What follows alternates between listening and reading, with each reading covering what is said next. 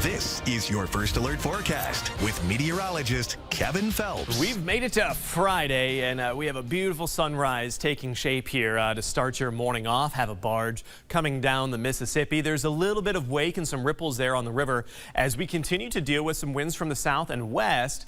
Around 5 to 15. While it's not necessarily strong, it's a much breezier start to the day, and this is going to be a continuation of what's been a windy stretch of weather from yesterday through today, and that will continue into Saturday as well. So from I-80 at 280 all the way to I-80 at Brady I-74 bridge, smooth sailing here this morning. You will have some stronger crosswinds later today.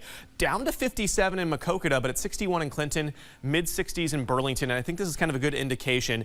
There's going to be a temperature gradient setting up here today, meaning you're probably only going to get to the 70s in our northernmost counties, mid, potentially upper 80s in our southernmost counties later on this afternoon. But this morning, we're all dealing with these winds from the south and west, and these should gradually increase as our cool front starts to approach the area from the west. And I think around, say, 5 and 6 this evening, our winds will probably be the gustiest of the day, around 40 miles per hour area-wide. So our storm system continues to pinwheel off to our north and west. This is going to send in clouds and eventually the chance for some spotty showers here by the evening hours. Look at this. By 3:15, we're in the mid-80s here from the Quad Cities to Kewanee, but you're down to the upper 60s in Waterloo. So really between 3 and about 9 o'clock tonight, we're all going to see a significant drop in temperatures. Around 7 o'clock in the evening, we're in the low 70s in Davenport, mid-60s in Tipton, 50s in Waterloo, and anytime we get these west and northwest winds, that's enough to produce some instability showers. So especially this evening, I can't rule out a couple of raindrops. By around 8:45, 9 tonight, you're back down to the 60s, and we all settle into the 40s and 50s here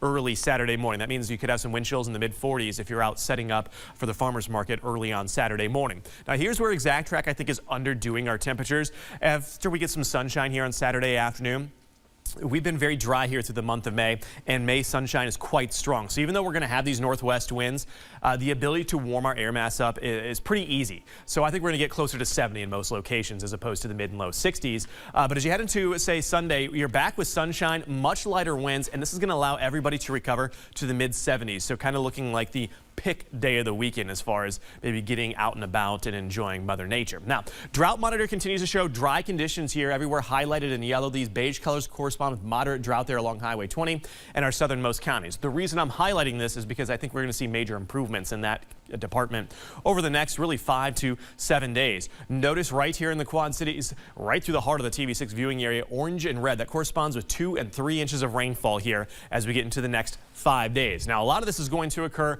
late Monday evening, but especially on Tuesday. That day is looking more and more like a washout with steady rain producing well over 1, maybe to 2 inches of rain across our entire area. Now, it's worth stressing, far too early to determine if there's any severe weather threat or not, but we're certainly going to be wet here from this Monday through Wednesday timeframe next week. And to go along with it, our temperatures will be a little bit cooler with the rain-cooled air around. So mid-60s there Tuesday and Wednesday.